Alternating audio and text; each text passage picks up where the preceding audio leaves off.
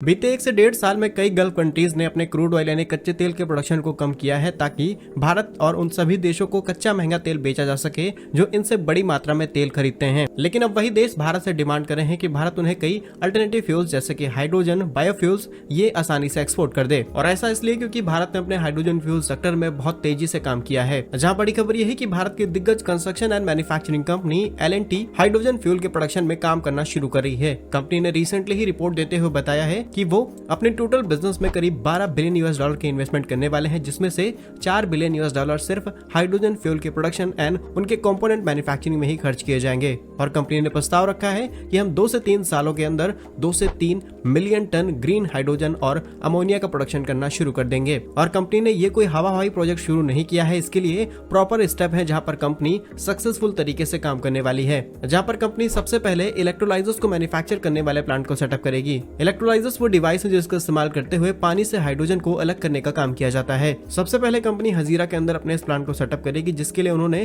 500 एकड़ के लैंड को मांगा है राज्य सरकारों से। और क्योंकि हजीरा में इनके पास ऑलरेडी एक मैन्युफैक्चरिंग प्लांट है जहां पर कई प्रकार के रिफाइनरी प्रोडक्ट को मैन्युफैक्चर करके रोल आउट करने का काम किया जाता है। और वैसे तो कंपनी के पास इलेक्ट्रोलाइजर मैन्युफैक्चर करने की टेक्नोलॉजी मौजूद नहीं है, इसके लिए उन्होंने रिन्यू पावर प्राइवेट लिमिटेड, इसके अलावा IOC इंडियन ऑयल कॉर्पोरेशन के साथ में पार्टनरशिप कर ली है। और शुरुआत में हमने आपको गल्फ कंट्रीज की बात इसलिए बताई क्योंकि रिसेंटली ही सऊदी अरेबिया ने भारत से बातचीत की है कि वो भारत के साथ मिलकर के कई ऐसी स्ट्रेटेजीज के ऊपर काम शुरू करें ताकि दोनों देश और दोनों देशों की कंपनियां मिलकर के हाइड्रोजन फ्यूल पर काम करें। क्योंकि सिंपल सी सोचने वाली बात यह है कि कच्चे तेल के भंडार आखिर कब तक जमीन के अंदर मौजूद रहेंगे, ये कभी न कभी खत्म होंगे और इसका अल्टरनेटिव ढूंढना बहुत ज्यादा जरूरी है। ये बात सऊदी अरब को समझ में आ चुकी है, जिसके लिए उन्होंने भारत से इस विषय में बातचीत की है। लेकिन वहीं दूसरी तरफ सऊदी ने भारत को एक्सपोर्ट होने वाले कच्चे तेल की कीमतों को कंट्रोल करने के लिए अभी तक कोई भी स्टेप नहीं लिया है, क्योंकि ये अपना जो प्रोडक्शन कट है उसको और ज्यादा एक्सटेंड कर चुके हैं। लेकिन भारत ने भी अब मन बना लिया है कि हम डिपेंडेंसी को पूरी तरीके से खत्म करेंगे, जिसके लिए